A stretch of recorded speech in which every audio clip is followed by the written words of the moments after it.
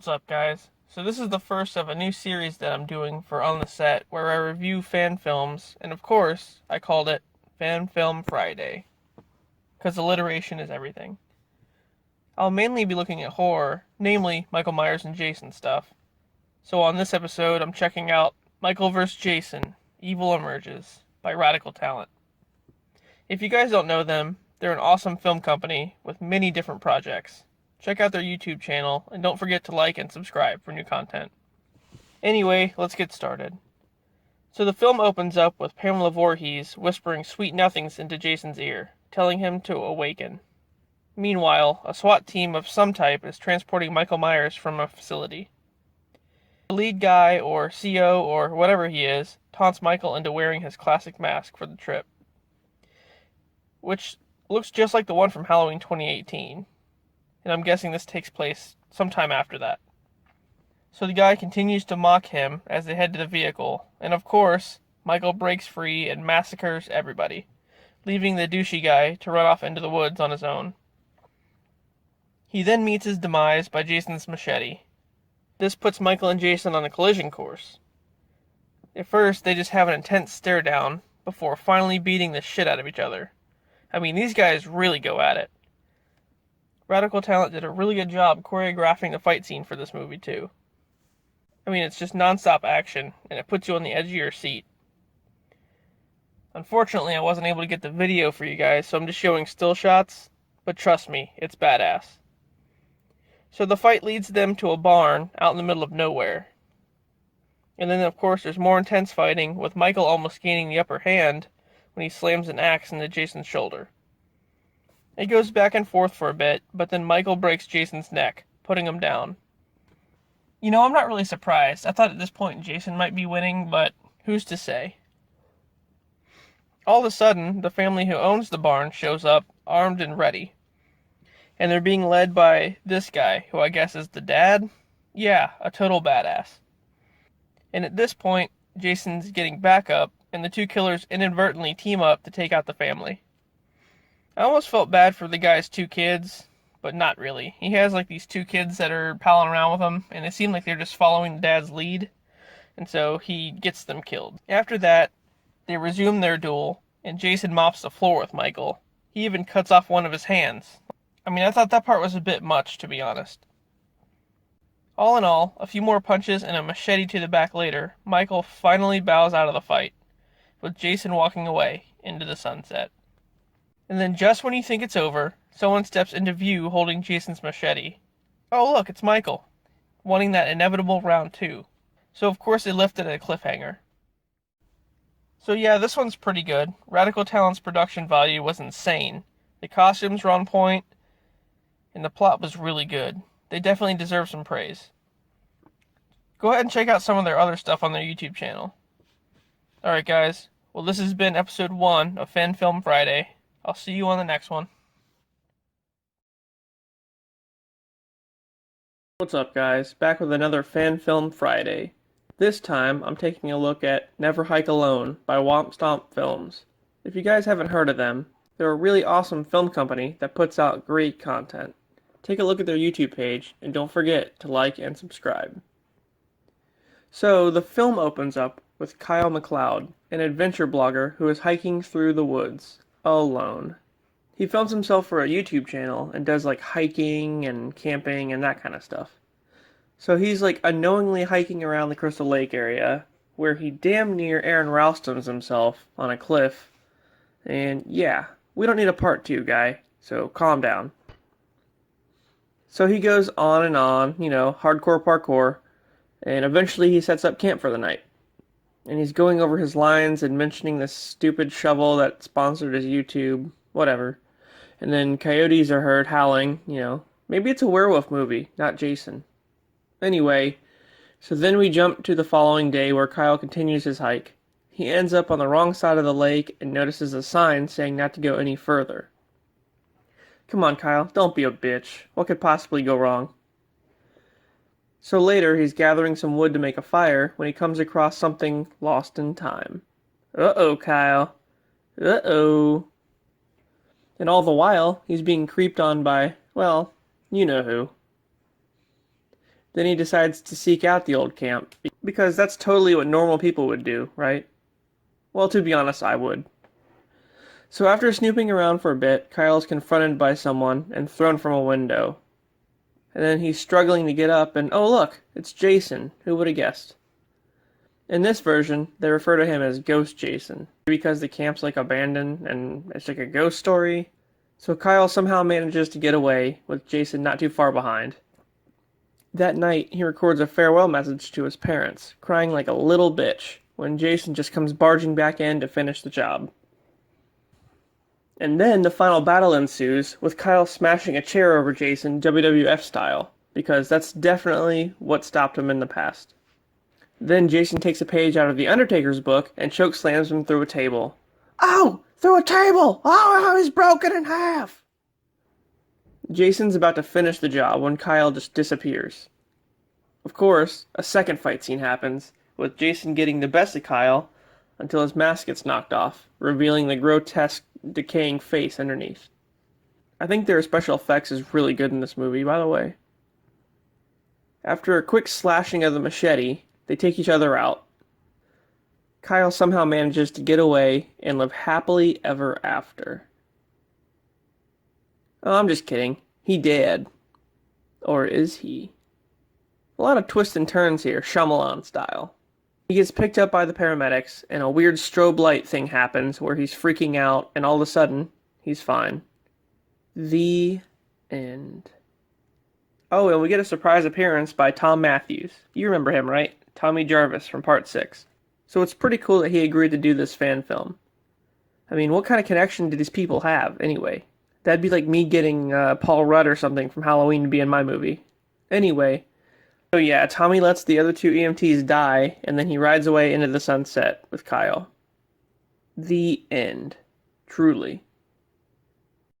Well, it was pretty good. I mean, it probably didn't take too much to make, although some of the scenes look kind of expensive, but aside from giving all their money to Tom, they did pretty good with production. I really enjoyed it, and there's actually a sequel that came out, and I'll be reviewing that next month. Alrighty guys, this has been another episode of Film Friday. Don't forget to like and subscribe to their YouTube channel, and I'll see you on the next one.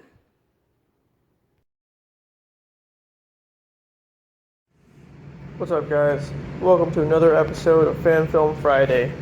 This month, I'm taking a look at the prequel to Never Hike Alone, titled Never Hike in the Snow. The gist of these films basically is just stop hiking, don't do it. Anyway, so the film, of course, is by Womp Stomp Films, and is part 2 in an ongoing series. And this film is set 3 months before the events of Never Hike Alone. So the film starts off with a kid named Mike running through the snow. Of course, he's dangerously close to a familiar camp. Eventually, he runs into Jason, who kills him Hawkeye style, then drags his body away. Hours later, the police show up to investigate.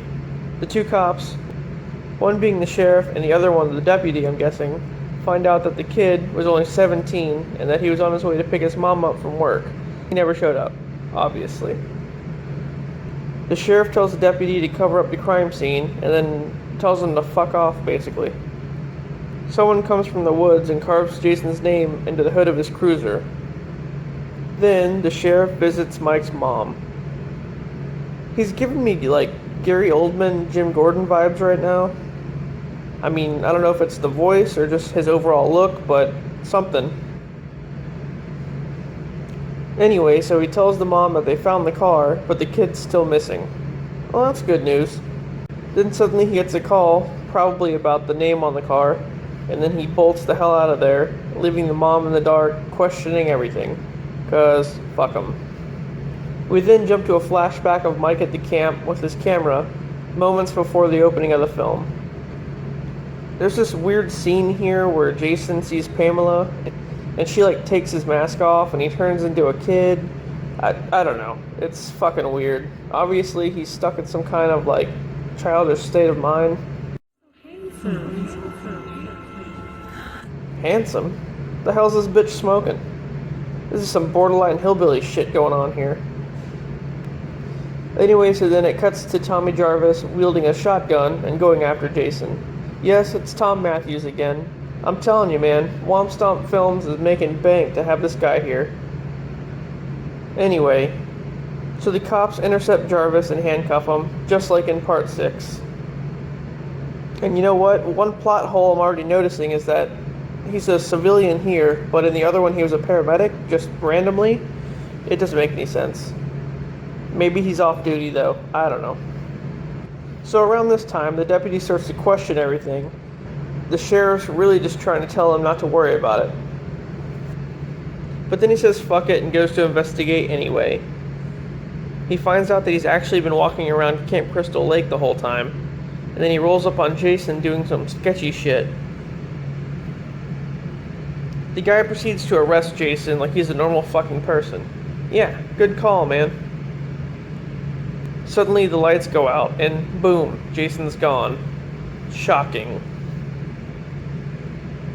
This guy's pretty fucking stupid because he's walking around searching for him, and then BAM! Jason jumps out of nowhere and shoots him in the head with his own gun. The end. Well, I guess it was pretty good. I mean, I don't think it was as good as the other one, but it was a prequel, so... Also, apparently it's only part 2 in the series of 10. So, I'm waiting for that. Anyway, the action was alright, but what got me was the special effects. I mean, they were pretty good. And of course the fact that Tom Matthews was in it. I mean, how the hell did you get him? Alright guys, well if you haven't already, make sure to stop by and like the video, and subscribe to Womp Stomp Films channel on YouTube. And as always, I'll see you on the next one. Bye!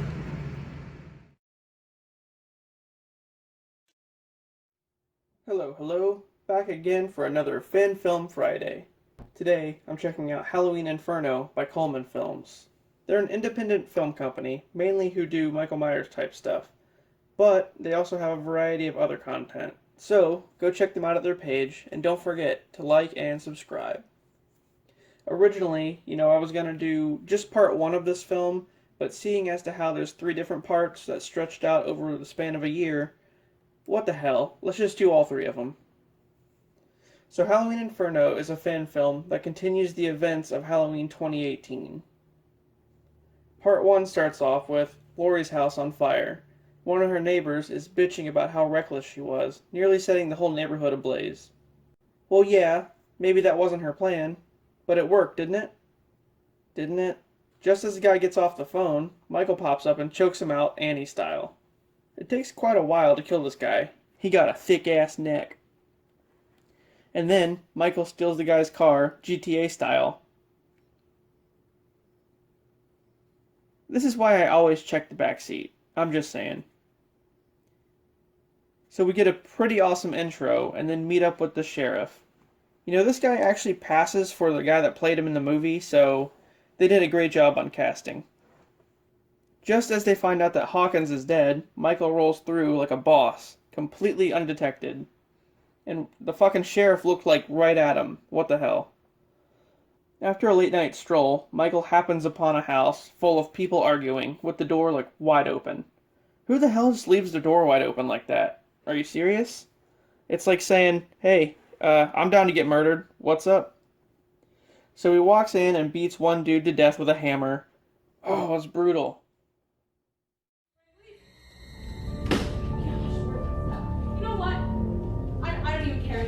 I'll find someone better. And as someone who's actually loyal to me. Oh, damn. It's hammer time, I guess. Can't touch this. Can't touch this. Then he finds a brand new version of his classic mask just chilling on the table because plot. And thus ends part 1. So part 2 starts off with a flashback from 1978, where Michael gets shot by Loomis and falls off the balcony. They did an amazing job recreating that scene. Oh shit, that scared you, didn't it? So this chick, who's supposed to be Lori, I guess, runs up on a younger Hawkins, all crazy and shit, and has him check out what just happened. Hawkins goes into the house and finds a guy stabbed to death, where Michael attempts to kill him, but instead gets apprehended by the sheriff's department. Cut to the sheriff listening to old Loomis tapes. Man, the casting is even better now. This guy sounds more like Donald Pleasance than the guy did in Halloween 2018. One of the younger cops come in and tell him that Lori left the hospital, and then Hawkins' daughter shows up. The sheriff explains to her that he's dead, and they don't know why. Bitch, come on, you know why. Then Michael shows up to kill some guy working on his car. But wait a minute, why is he wearing the burnt mask? Didn't he just switch them out? Ah, come on, guys. You were doing so well. Did you film this shit like Tarantino style? Why... what's going on? Michael cauterizes his wound, which I didn't even think he knew how to do, but alright. Part 2 ends with Hawkins' daughter learning that Michael Myers killed her father, and then it's assumed she's gonna go after him like vigilante style. As the final chapter opens up, it's explained that Part 2 happened prior to Part 1.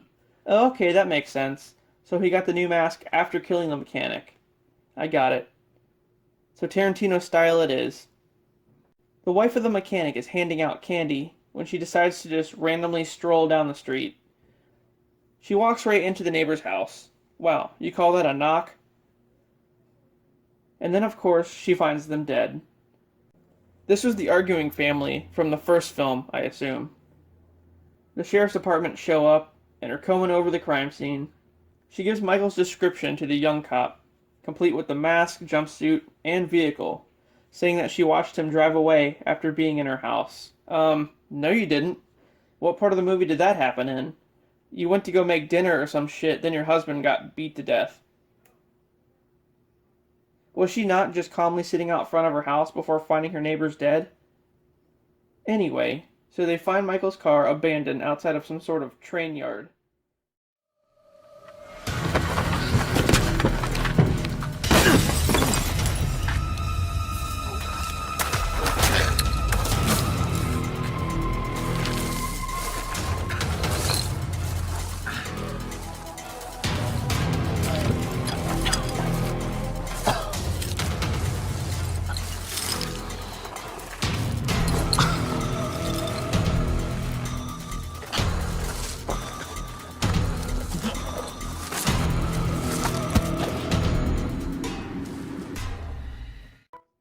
Oh, like we didn't see that coming.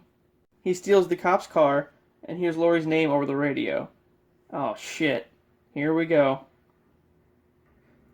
And just when shit can't get any crazier, the FBI shows up and takes over. One of the FBI guys show up to collect all the files on Michael and ends up getting thumbs to the eyes. Damn, that's bad. Suddenly, the power goes out at the station, and the young cop finds another guy dead in the basement, turned into a jack-o'-lantern. Just then, the mechanic's wife randomly appears and gets killed too. Why were you in the police station? Why? All of a sudden, you hear gunshots, and the young guy emerges from the basement with his throat cut. Hey, look who it is. Hawkins' daughter and the Shape engage in mortal combat, and she's almost dead, until she knocks the tape recorder off the table, playing Loomis's voice. This stalls him just long enough for the sheriff to show up and shoot him.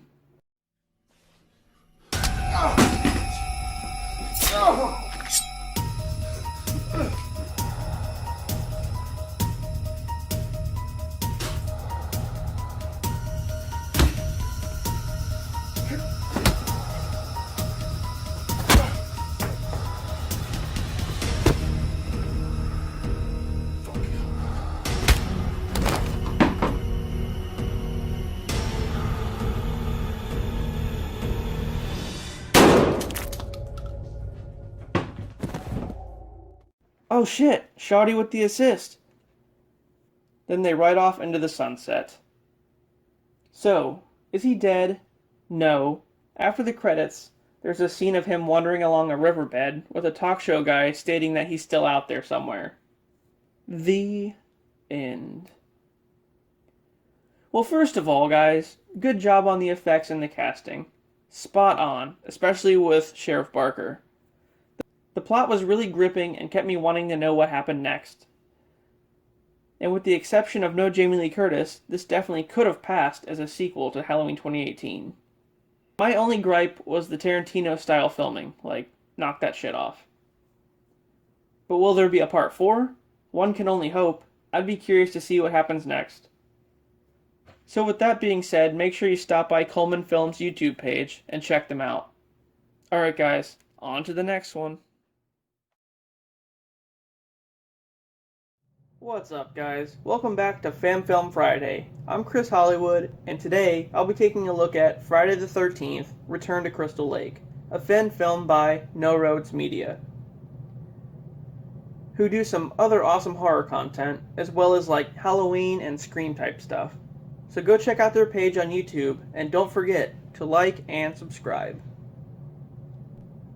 So, in the film, a group of kids pose as Crystal Lake counselors to make some quick money. They lead a group of children around the camp while disregarding the legend surrounding Jason as nonsense. Will they regret it? I mean, probably, yeah. So the film opens up with a really cheesy 80s sounding song over top a montage of two kids going swimming. The festivities are cut short when Jason is awakened, who's been lying dormant at the bottom of the lake. He pulls the boy underwater, and then she's none the wiser. Yeah, I'm sorry, Tyler's dead. She realizes something's up and then gets out just as Tyler comes back. Ellie, something's down there. Aw, damn, somebody get this kid an Oscar. And then Jason shows up, and she really struggles to get away. Hey, wait a minute, is that Jason or Roy? And then this right here is just straight out of Freddy vs. Jason. I mean, the same exact movement and everything. So then, the girl trips over a log and fucks her knee all up. Of course. But you better keep it moving. So the poor girl backs it up on Jason, and then yeah, he's not really into that. Hey look, Stranger Things. Then we're introduced to this group who, like I said, are posing as counselors to make a quick buck. There's a montage of them getting to Crystal Lake, with the Jeep breaking down, and this guy being, like, weird as shit. So finally they get there, and then, so do the kids. Yeah, no, I've never met these counselors before, but hey, fuck it, I'm gonna leave my kids with them. Cool. The big dude gets a call from a guy in a diner who tells him not to go through with it. By it, I guess he means illegally watching over a group of kids at what should be an abandoned campground. Yeah, probably not. Anyway, so there's like this smartass kid who keeps giving them a hard time, and because of that, the leader, Rob, makes them all go on a nature walk, where he explains the legend of Jason. Why would he just be randomly explaining this to a group of kids? So mid-story, like, the kids just walk off without the counselors even noticing. Even though I'm pretty sure Rob saw them leave out of his peripheral. Anyway, so Rob tells the girl, whatever her name is, that they should take the kids' money and run, and abandon the big dude and his brother. Yeah, she's not really about that, though. Hold on a second. On the drive to the camp, which was not that long ago, Rob had a septum piercing in, and now all of a sudden, that's gone and he has a lip piercing? What the hell? Come on, guys. A little continuity, please. Anyway, so the kids go off on their own, and of course, this one kid runs into you-know-who. Yes, because wandering off alone is the best idea. I'm pretty sure these kids have never seen a Jason movie before. Meanwhile, as this big dude sets up the bar, the kids roll in and sneakily steal all the liquor. Classic. But as they leave, they immediately get caught by the big guy's brother. But yeah, he's pretty stupid, so he just lets them do whatever. From here, it gets pretty damn weird. So this guy just keeps on dancing at the bar, for the whole movie, and yeah. I guess at some point, one of the kids find a camera, and the girls make him do a photo shoot. And I don't know how he doesn't see Jason standing, right behind him. How? Oh, spoke too soon. You know, I would comment on the fact that Jason doesn't kill children, but then again, it spiced the movie up a little bit, so go for it. Oh great, this kid's about to go full Kevin McAllister on his ass. Oh, okay, so he threw it blindly through a window and it landed perfectly at his feet? Yeah, I don't think so. Oh, that's a cool distraction, and you're dead. So he chases the final girl into a cabin and almost kills her when she's saved by this kid. With a nail gun, though? A nail gun? Really? Was there even a compressor hook to that? I mean, come on. And where the hell have the counselors been this whole time? Oh, right. Drugs. Of course. So then, it all comes down to Jason versus the douchey kid. Oh wait, never mind, he's dead too. So the weird, aloof counselor finds this kid dead, and then the others realize the rest are missing. Well, maybe if somebody wasn't doing hardcore drugs and listening to shitty music. So this big guy, who I guess is named Bruce, is telling the diner guy, who turns out to be his brother, what happened, and Rob, freaks the fuck out. So I guess the brother decides to go to Crystal Lake to, find them, and he's talking to this cop, and then he runs into this guy who pretty much looks like Loomis, but he's supposed to be Crazy Ralph. And yeah, I thought they were following the film's canon, but Ralph died in part 2, so I don't know. And then, wait a minute, he's not gonna... Oh, yeah, they're doing it. They're doing the Guardians of the Galaxy. That's happening.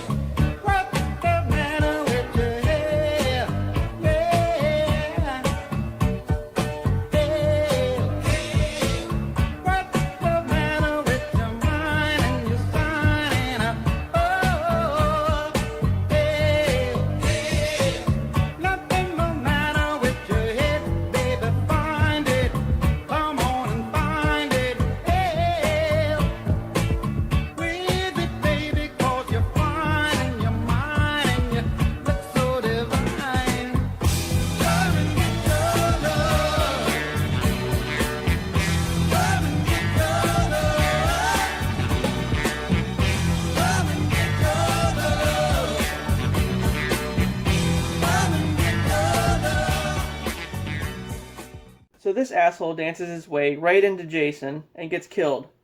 Thank you, Jason. I appreciate that. And then the brother shows up and Jason kills him too. What do you think was going to happen? So Bruce finds his brother dead and begins to kick Jason's ass. Okay, here we go. Where was this scene 20 minutes ago? Oh, Jesus Christ, man. Here we go. Same typical Pamela motivational speech. And Jason gets a renewed sense of self.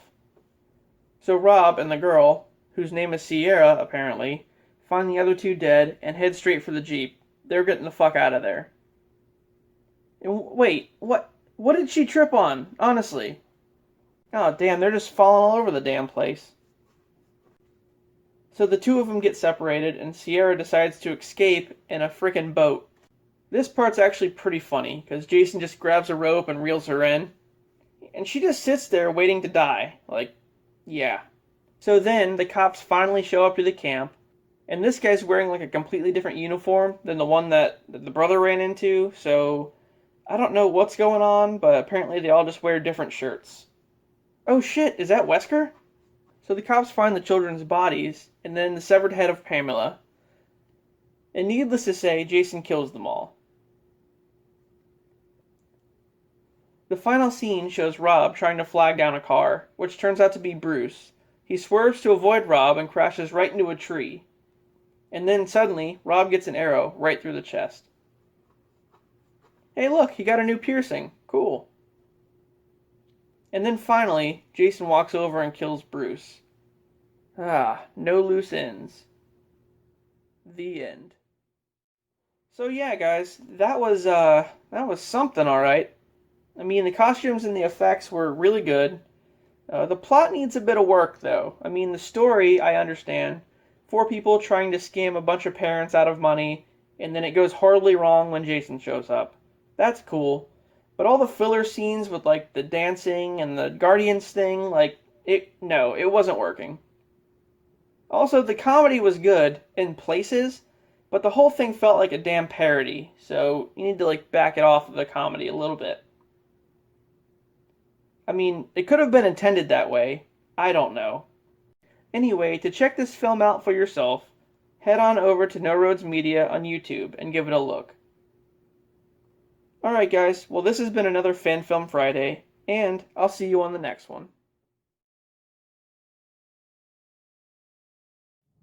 What's up guys? Welcome to another episode of Fan Film Friday. On today's episode, I'll be taking a look at Halloween Awakening by Fuzz On The Lens Productions.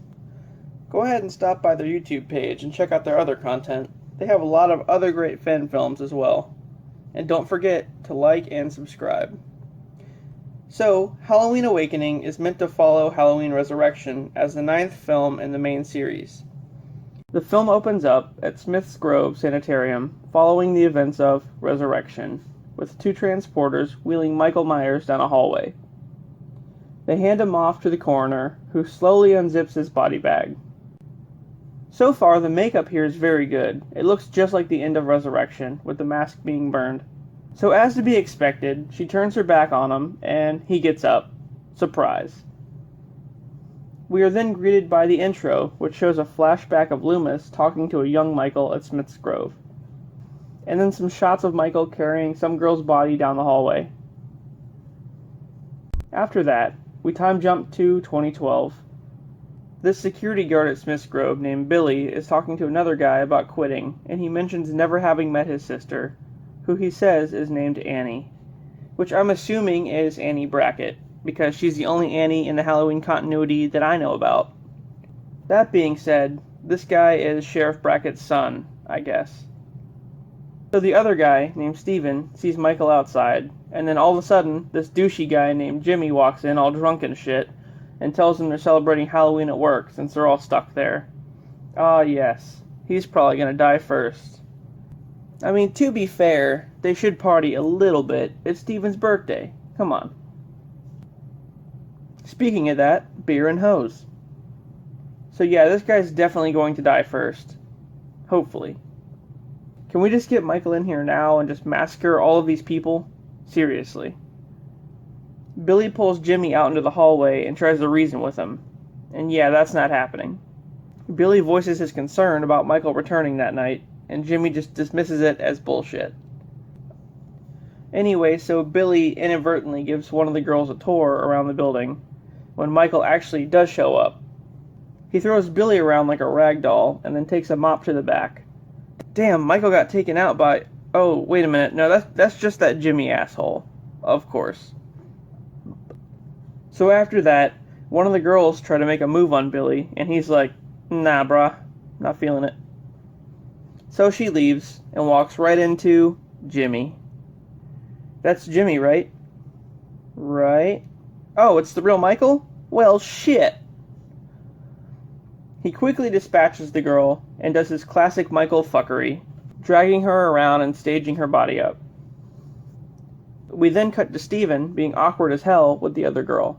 She starts babbling about the meaning of Halloween or some shit, and then asks him about his age. To which he says, 17.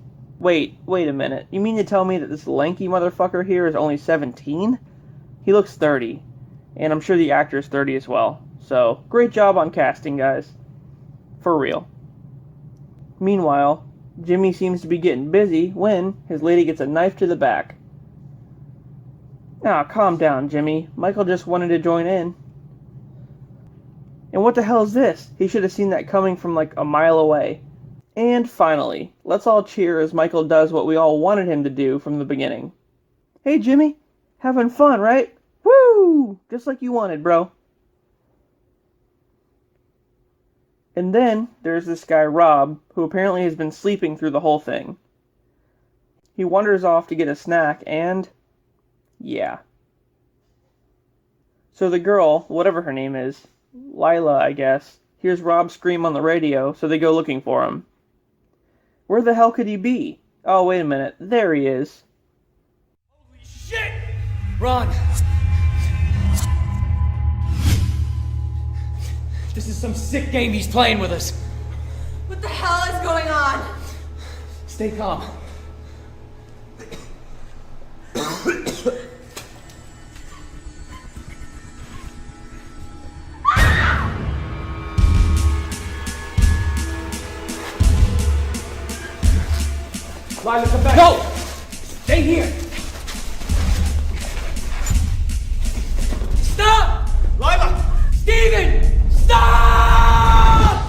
Yeah, Steven, stop it.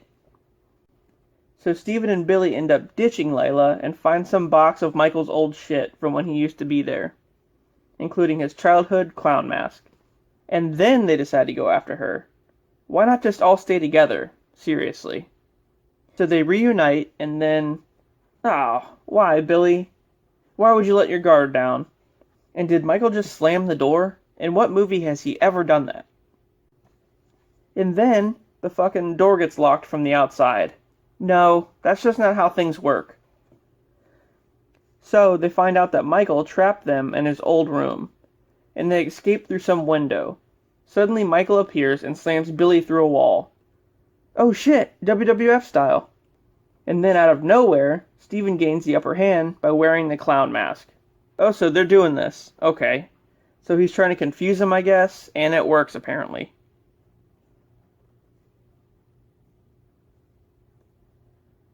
Anyway, so Michael gets his mask ripped off, and then Lila finishes him off by stabbing him twice in the back. Yeah, because after all he's been through, that should do it. And then she picks the mask up and stabs that too, because why not? So he's dead, I guess. Sometime later, they're all back at Sheriff Brackett's house talking about what happened, when a deputy shows up and takes Brackett back to Smith's Grove. Just when you think everything's said and done, here comes Michael in the clown mask again. Oh man, that's terrifying. So the three of them run into the woods where Michael follows, ultimately ending with Billy hiding underneath some dock while Michael walks overhead. With Michael's guard down, Billy gets the upper hand and trips him. And then just as the other two show up, Michael's about to finish Billy off. Yeah, don't worry, just stand there and watch, it's fine. And then out of nowhere, Billy pulls out Michael's knife and stabs him with it. And there you go. Everybody's dead. The end. Well, except for these two assholes, who didn't really do anything to contribute. Oh look, they're hinting at a part 2. Yeah, I wouldn't count on it, guys. So there you go. Halloween Awakening. So I didn't hate it, but at the same time, parts of it were like, why? Just why?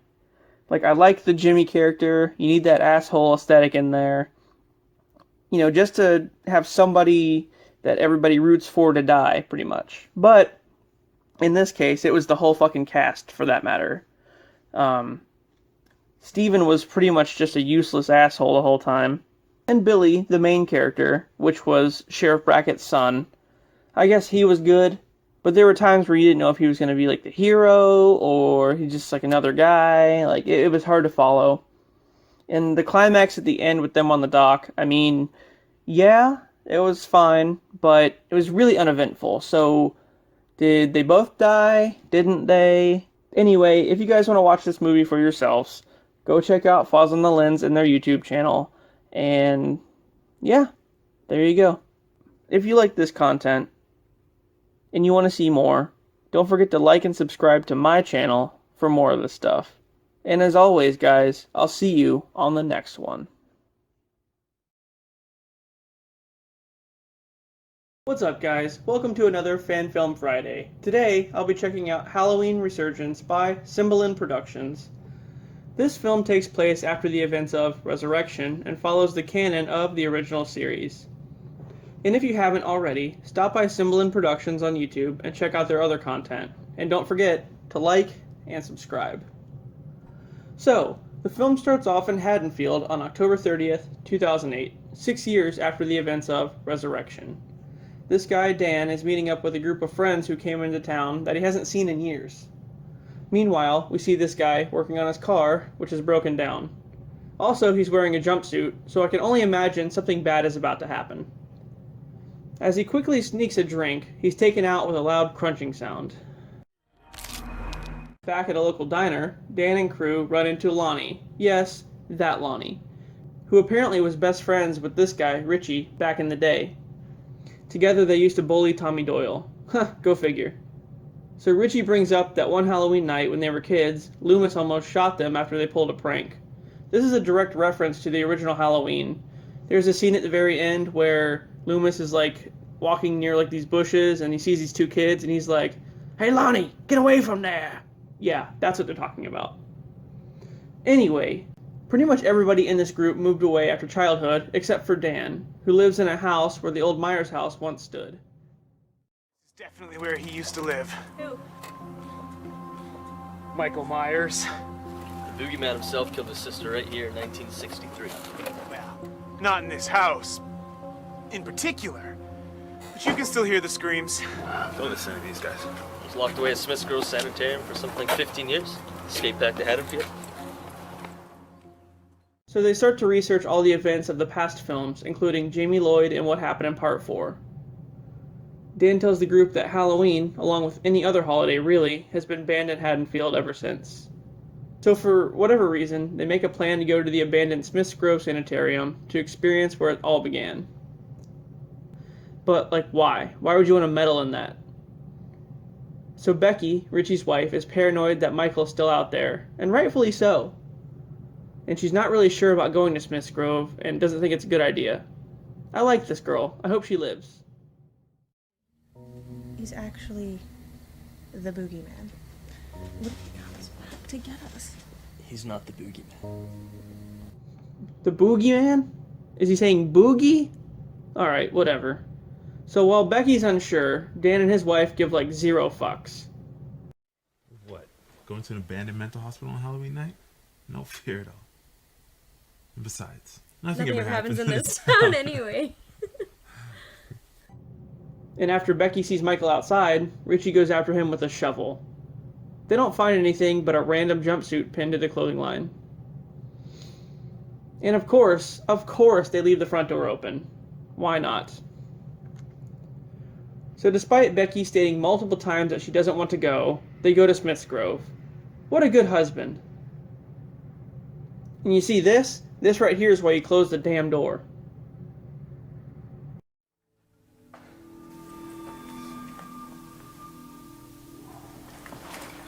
You look good for a pirate. Really? That's your compliment? Again with this guy. So they stop off to get some beer and are trailed by somebody. Guess who? Oh, damn. In broad daylight, too. That's savage. So as they arrive, they get cut off by the security guard, who's eating a sandwich for like 30 minutes. He pretty much tells them they can go in and check everything out, but if fuckery occurs, they're on their own.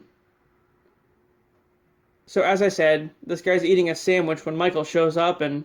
Oh, wait a minute. Oh, that's just the other guard. I guess he's posing as Michael. Apparently they have some kind of scheme where they make money off of scaring visitors. Well, I could already tell you, that's not going to end well. And he's got like this weird Ben Tramer mask, too. Oh, wait a minute, is that Lonnie? Jesus Christ. Should have stayed in Chicago this weekend, Richie. This is stupid. What can we do about it now? You want to go wait in the car? Chicago? More like Canada, eh? So Eric's wandering around when he finds Lonnie's body, and yep, becomes the first casualty of the film. The group splits up to look for Eric before leaving, where Dan and his wife run into Michael, thinking it's Eric. Oh no, who would have guessed? And of course, she runs into a frickin' locked door.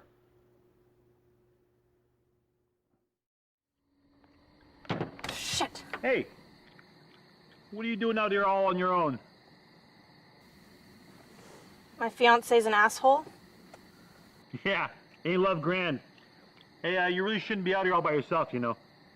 What, the boogeyman? Please. Honey, you got no idea. What do you mean? The boogeyman's real. I seen him walk around these hallways all those years ago. You know, he's gonna come back here one day. Hey, enough. What's the matter? Did I scare you? Huh? You know he's still alive, don't you? Why would you not run? Okay, there you go. Smart. So Becky runs back into Richie, and they go searching for the others. Hey, there he is. And there she is. Oh, the gang's all here. So Richie goes to get the car so they can escape when... Uh-oh. And we're down to the final girl. Oh my god, really? Every movie, I swear to God. And just when you think it's over, haha, he's alive! Holy shit! Oh no, I may have spoken too soon. So then Becky gets in the car and goes GTA style on Michael. And yeah, of course he's gone. Why would that surprise you? But where is he then? Oh, shit. Well, that was a really good one. It had a lot of suspense and a lot of action, and the dialogue was great too. The Eric character was very annoying, but I guess it was meant that way. And the tie-in to the series was good too, with the whole Loomis reference. All in all, they did a great job, and if you want to see this one for yourself, head on over to CYMBALINE Productions' YouTube page. Alright guys, well this has been another Fan Film Friday, and of course, I'll see you on the next one. What's up guys, welcome back to yet another Fan Film Friday. Today, I'll be checking out Friday the 31st by BLINKY Productions. If you haven't heard of them, BLINKY Productions is a film company who do all sorts of films. They do Jason, Michael Myers, and even Freddy stuff. So, go check them out, and don't forget to like and subscribe. So the film starts out on October 30th in Haddonfield with a guy named John visiting Laurie Strode's grave. It looks as though this takes place after the events of Halloween Resurrection, and this is her son John from Halloween H2O.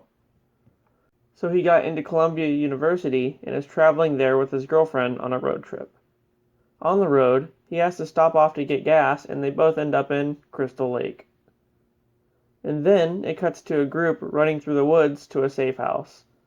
Who are they running from? What are they running from? We'll never know. I'm assuming it's going to be Jason, though. So John and his girlfriend are driving aimlessly as they have no idea where they are, and they're being followed by another car. I can already guess who that's going to be. Of course, as fate would have it, they end up at Camp Crystal Lake, and the couple meets up with the others at the safe house. And the one guy pretty much just rips a line straight out of Resident Evil 2. Who are you? What are you doing here? So this guy is Tommy Jarvis, I assume. He quickly explains the events of Friday Part 4, and then they're confronted by Jason. The girls run upstairs to hide out, and as things start to heat up, Michael joins the party and kills one of the girls. I'm not really sure which one, honestly. They look exactly the same. The two boogeymen are put on a collision course, and with Tommy distracted by Michael, Jason kills him, leaving John and whichever chick this is to get the hell out of there. Then, Michael and Jason begin the showdown. Oh, wait a minute, I guess Tommy's not dead. So, they go back for him, but not the chick? Oh, that's real classy. Michael's busy dominating the fight when they decide to go Freddy vs. Jason style and knock them both into Crystal Lake. The next day, somewhere upstate, two guys are just walking around and find Michael's body laying there. And, yeah, the end. Alright, well first of all, the plot was okay, but it needed something. Maybe like more characters, or at least like more deaths.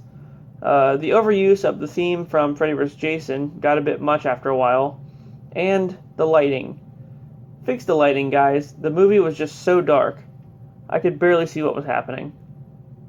But anyway, if you want to see this one for yourself, head on over to BLINKY Productions' YouTube page.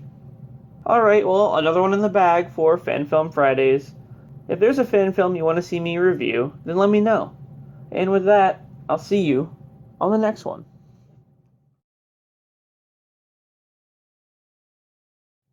What's up, guys? So today, on Fan Film Friday, I'm taking a look at No Man's Land by Lightbeam Productions. Go on over to their YouTube channel and check out some of their other content. And don't forget to like and subscribe. So, this one starts off with a girl sitting in what appears to be an interrogation room. She apparently survived a Jason attack more than once and is explaining the events. She kind of sounds like that asthmatic kid from Hey Arnold. You remember the one that stood behind Helga all the time? Yeah. Wherever you hide, however much you try to convince yourself that he can't see you, that you're safe, He won't stop. So then we see two kids in a tent in the woods. This guy, Chris, is trying to mac on the chick before they graduate. So he leaves to go take a piss and randomly explains the legend of Jason for no good reason, just because they heard a noise outside. It's nature, bro. Relax.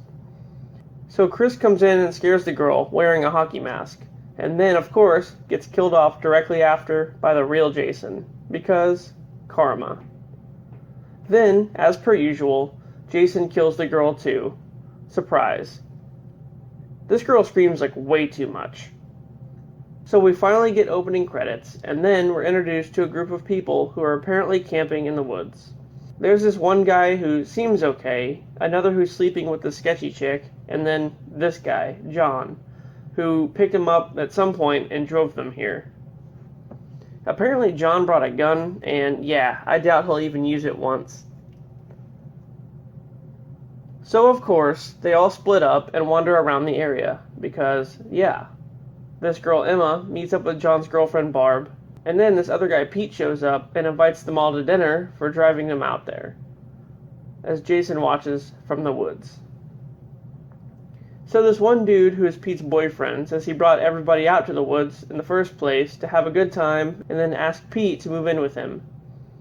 After that, some random dude gets killed by Jason, and then the sketchy girl goes to take a pee in the woods and gets spied on by Crazy Ralph. He spouts the same old story about Jason returning, and then he runs into the group and freaks them all out even more so. One guy from the group speaks up and says his girlfriend's freaked out. Or at least, I think that's what he was trying to say. Okay, joke's gone on long enough. Scared my girlfriend? You're giving us, my friends, the creeps.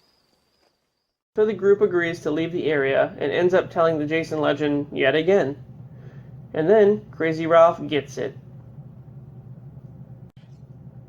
Finally, Jason starts killing off all these assholes one by one. Well, it's about time. It comes down to this guy who stabs Jason with a machete and puts him down. Oh, spoke too soon. Oh, wait a minute. This is how he dies. He gets shanked in the neck with a pocket knife, of course. And then I guess after everything's said and done, we go back to this chick, who apparently is Jenny from Part 2. Like, the theatrical Part 2. She says more stuff about Jason never dying, and then, yeah. Hey look, Pete made it out alive. Isn't this guy Pete? I don't remember. Well, what do you... Oh, never mind. The end. Well, it wasn't horrible. I mean, the fake American accents were questionable, but yeah, the plot was okay, and the kills were good. Overall, not bad. If you really want to see it for yourself, head on over to Lightbeam Productions' YouTube channel. And yeah, this has been another Fan Film Friday. If you like my content, please like and subscribe to my channel for more. And with that, I'll see you guys on the next one. What's up, guys? Welcome to another Fan Film Friday, the Halloween edition. Today I'll be checking out Halloween Revenge of the Sandman by Southland Films. If you haven't checked out their YouTube channel, head on over and check them out. They have a lot of other great content as well. And don't forget to like and subscribe. Anyway, so, the film opens up in Haddonfield on Halloween night 1963. Judith Myers has been rushed to Haddonfield Memorial following a brutal stabbing by her 6-year-old brother Michael. Michael's mother is trying to talk to him, but he just won't even acknowledge her. All he's thinking about is stabbing the receptionist. The doctor shows up and tells him that Judith couldn't be saved, and the mom just loses it. In the midst of all this, Michael manages to grab a pen and stabs one of the officers in the neck. Then we get a quick title drop and opening credits. Then we go to Smith's Grove Sanitarium, October 30th, 2003, 40 years later. One of the security guards is doing fuckery and showing another guard Michael Myers' room. He tells him that Michael's been there for 40 years and has just been staring at a wall. So the one guard takes it a bit further and actually goes into the room to antagonize Michael. Yeah, I really hope this guy gets killed. Seriously. And, as to be expected, he makes quick work of both guards and escapes. Oh no, who would have thought? We then see an old guy drive to his house in the middle of nowhere, and guess who shows up? The guy starts to work on his truck when, yeah, this happens. So Michael steals his truck and heads into town. You know, this doesn't make any sense. He's been locked up since he was like 6. When did he learn how to drive? This has really been a standing issue with this series. Like, Michael's always driving and he never learned how to drive, so what the fuck? And it doesn't look like he's getting pulled over either, so yeah. So now it's Halloween and this couple is arguing over which pumpkin to get. I don't really know why this is relevant, but yeah. It cuts to Brady, which was in part 4, and his girlfriend. Sheriff Brackett walks in and asks them if they know about a party that's happening downtown that night. So apparently in this one, Brady is Brackett's son. So Brackett leaves, and then Brady pretty much gives out the party's location while his dad's still within earshot, because he's an idiot. Back at the sanitarium, a new guard opens up Michael's cell, just to say Happy Halloween, and doesn't even notice the 2 dead guards in the room. What the hell is wrong with these people? Like, do they just hire anyone? Hey, are you an idiot? Oh, you are? Okay, you're hired. So the pumpkin couple are talking about going to a party, and the guy questions if it'll be more fun than going to the Rabbit in Red. Which is a strip club, by the way. Why would you say that to your girlfriend? You know what? I'm done with this movie. Okay, fine, I'll keep going. So, back at the sanitarium, one of the guards takes Dr. Foster, probably the guy who's in charge of the place, into Michael's cell, and he's like, oh shit, he's not in here. Yeah, really? So, back in Haddonfield, Michael enters his childhood home, just as the pumpkin couple shows up to do the do. I guess they're not really going to the party now. So, as it turns out, which I should have guessed, this chick is Rachel from Halloween 4. But her name's Rachel Strode, not Rachel Carruthers. Anyway, so I guess her family lives in the Myers house, same as the original movie. As her boyfriend leaves, he's yanked out of his vehicle by Michael, who's now wearing a fucking clown mask. A clown mask? Really? Meanwhile, while this is going on, Rachel's on the phone with her little brother Mark, who's over at a friend's house. I wouldn't mention that because it doesn't really seem relevant, but seeing as to how he's holding the actual Myers mask, some fuckery must be afoot. So Dr. Foster, the guy from the sanitarium, goes to see the sheriff about Michael being on the loose, and he acts an awful lot like Loomis. Hell, he's even dressed like Loomis. Then we finally get to the party, and a random band is playing. A bit later, Michael is stalking Rachel around the house, and Mark and his friends are egging a house. I don't know about you guys, but I never did that kind of shit. So then, one of the kids hits the homeowner in the mouth with an egg, and he freaks the fuck out. Michael shows up, and the kids start throwing eggs at him too. Mark then starts talking shit to Michael, thinking that it's Rachel's boyfriend, and he gets his head fucking crushed in. Holy shit, he killed a little kid. So, everyone's at the party. Rachel's still waiting for her boyfriend to come back from the Rabbit in Red. Apparently he thought it would be a good idea to ditch her and go there before the party. But yeah, it's been hours, so he's dead. Mark's friend runs home to tell his mom that Mark's dead. And this next song is dedicated to Michael Myers. So Brackett and Brackett and Foster are in a diner, and Brackett, who's the sheriff of the town, says all we can do is wait. What? People are like dying all around you? A kid fucking died? Yeah, no, waiting sounds pretty good. So Foster tells Brackett all about Loomis being Michael's doctor, and the whole spiel about him being pure evil. And then Brackett tells Foster that Mark was killed. Well shit, if you knew that, then why are you talking about waiting? What the fuck? Then Brady and his girl finish hooking up, and she makes him go fetch a cigarette. And he's dead. Michael creeps on Brady's girlfriend, and she thinks it's him because she's dumb. Oh, well then. Finally, it boils down to Michael chasing Rachel, just as Brackett and Foster show up to the party.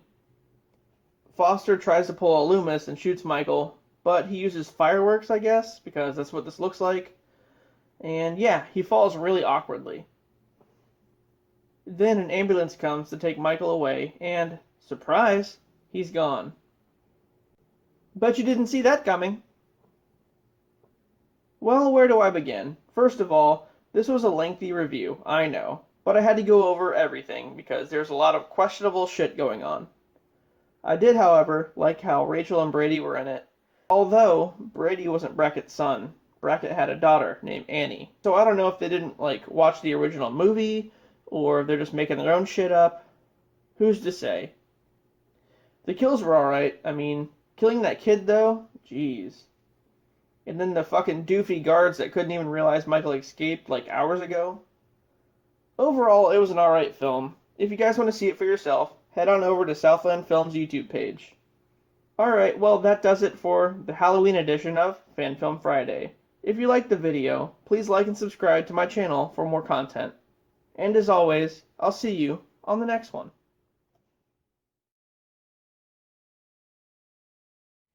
What's up, guys? Welcome to another edition of Fan Film Friday. Well, technically it's Sunday night now, but whatever. Normally I always try to get these fan film reviews out on Fridays, but due to Thanksgiving and some other stuff going on, I just wasn't able to. So just for this once, it'll be a little bit late. Anyway, so on this episode I'll be checking out Halloween 3 by CMT Films. If you haven't already, head on over to their YouTube page and check out all the other awesome films they have and all the other stuff going on. They do a lot of other horror short films, so yeah, go check them out. And just to mention, I don't know why, but I jumped into Halloween 3 before I even investigated it, and this is part 3 in a 4-part series, so yeah. I should probably have started with part 1, but I don't know. I'm sure next year at some point I'll do the other ones and we can get caught up. But for now, let's just jump right into this. So the film starts off with some chick trying to buy drugs. Well, I assume that's what quad means, but I don't know. Then all of a sudden, these other chicks come running over all freaked out. As to be expected, they're getting chased by Michael. So the girls manage to get away just as he approaches the car. Yeah, real convenient. And then some detective named Maxwell Loomis shows up and pulls a gun on Michael. Maxwell? Do they mean Sam Loomis? Or maybe he's his son? Who knows? Anyway, so Loomis shoots Michael, and then it's explained that he was taken to the hospital, where he remained in a coma for 4 years. Also, that now he's being transferred to Smith's Grove. So as they're driving, they hit a deer out of nowhere, and then some chick wakes up and starts screaming. I guess the whole transport thing was a dream? I don't know. So then she goes out into the kitchen to drink some water in the pitch black. Seriously, so far this movie's been really dark. A paramedic then reaches up for a radio with a bloodied hand to call for help. Oh, yeah, he's real convincing, by the way. Superb acting. So I guess they actually did hit the deer? And there goes Michael, doing what he does. I'm not trying to hate on this movie, but, did they have any budget at all for lighting? I mean, seriously. It's literally been, pitch black this whole time. So then we meet this guy who's some kind of EMS or police, maybe. And his car's broken down. He's wearing the classic Michael jumpsuit, so it's only a matter of time, and, yep, like I said. And this is, kind of strange, because they're actually showing him put the jumpsuit on. Alright, whatever. So, Loomis is walking home from a bar with his buddy, and they're talking about what happened with Michael. Meanwhile, Michael's back in what I assume is the hospital, because he finds his old mask in a file cabinet. Loomis's partner shows up and finds a file on the ground with the name Kristen Holmes on it. Who the hell's Kristen Holmes? We don't know. Maybe they mentioned her in a previous one. So then the partner goes driving around Haddonfield, believing that Michael's on the loose. While this is going on, Loomis is explaining to whoever these people are that Michael's back in town. But they just dismiss it as him being drunk and crazy. So then, just to back up what they're saying, he starts binge drinking, a lot. There's this weird scene in here where he starts yelling and freaking out at an alarm clock, and it's pretty funny. What the fuck? And apparently this is in the 70s, because this alarm clock's old as shit. So after realizing that his drinking isn't helping anything, he goes out on the street looking for Michael. And now he's trying to look all badass and smoking a cigarette. Whatever. And this next part I don't really understand. Some guy shows up and confronts him, saying that the captain's having him replace Loomis, or something like that. And because I guess him hunting Michael is illegal or something. But then Loomis just punches the guy in the face and then tells him he's going to do it anyway. So he's at a cemetery where he finds a tombstone missing. And then he spots Michael lurking around. But I guess he doesn't pursue him. So then Michael follows some girl home and she basically runs like right past him without even noticing. And he walks right into her apartment. Really? Like, people in these movies don't know how to lock doors. You're not going to lock your door, and there's Michael Myers in the loose. Come on. We aren't really sure if he kills her or not, but he did get a brand new toy, so yeah.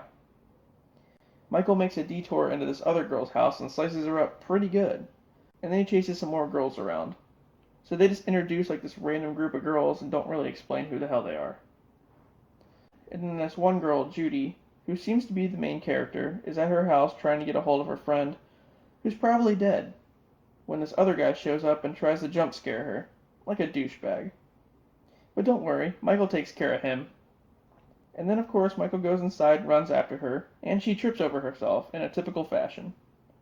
Judy then runs to her friend's house where she finds them all dead, and they're all breathing, so, like I said, superb acting. And then she finds another girl dead on the bed with Laurie Strode's tombstone above her. So I guess there was a Laurie Strode in this universe at some point. Suddenly, Loomis finds the house and runs in. And what does he do? Shoots Judy. What the fuck, man? Come on. So he takes her to the hospital and drops her off, and then goes after Michael. Meanwhile, his partner is smoking in the car with like some chick, and Michael just like walks up on him and stabs him. So the chick panics and gets out of the car running around with her titties flopping around everywhere. And now he's after this chick, which I guess is the daughter? I don't know. She runs like 6 blocks down the road just for Michael to teleport and show up right behind her, because plot. And then the partner shows back up to shoot Michael. But, of course, he goes over to check the body and gets his throat sliced. Come on, man, haven't you ever seen a Michael Myers movie? You never check to see if he's dead. It's like an unspoken rule. So then, Loomis finds the partner and goes searching around. Michael pops out from behind a door and gives him a tiny cut on his arm. And just as Michael is about to finish him off, he smacks a light bulb and disappears. Michael ambushes Loomis yet again, and he's saved by his roommate. Of course, Michael gets right back up, and Loomis forces Michael's own knife into his chest. There. Is he dead now? No, but I mean, you should still get the hell out of there. So then the cops are heading there, and then Loomis decides to stay behind. The end. I mean, overall, it wasn't a bad plot, but the music was definitely louder than the dialogue, so it was really hard to hear what anybody was saying. And also the lighting was shit, like, it was never bright enough. Aside from that, it was okay. If you guys want to check it out for yourself, head on over to CNT's YouTube page. And like I said, don't forget to like and subscribe. Well guys, this has been another episode of Fan Film Friday. I mean Fan Film Sunday. And I'll see you on the next one.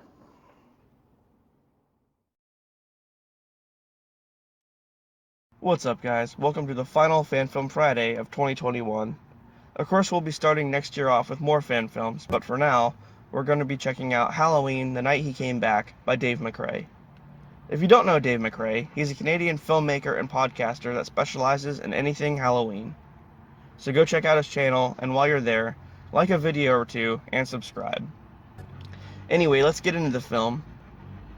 So this one takes place in Haddonfield 40 years after the events of Halloween 2. The film opens up with credits, kind of similar to the 1978 film, with a clown pumpkin replacing the original. And then we're taken to Halloween night, 1978, showing what I presume to be the hospital on fire. And then we jump to October 30th, 2018, a guy sitting in his car on the side of the road listening to the radio, which is talking about a break-in where a mask was stolen from a local store. Suddenly, we're in the Chicago airport, where a young inspiring actress is flying to Hollywood for an audition. So she shows up for the audition, which doesn't go so well. And it's kind of weird because the audio doesn't really sync with the acting at all, and I'm not sure what that's about. It's some kind of film technique, I guess? I don't know. So she ends up moving to Haddonfield to reconnect with her brother, not aware of the town's history. She's messing with a script when Michael appears outside her window. And of course, she does the typical blink and then poof, he's gone thing that always happens. And apparently, her brother lives in the Myers house. And then they rip a scene right out of the 1978 film, which I thought was pretty cool. She's walking down the sidewalk, and Michael is stalking her. They even use the same exact sidewalk from that movie. She returns home, well, I guess it's her home, and finds the door wide open, because apparently no one locks the door anymore. Real convenient.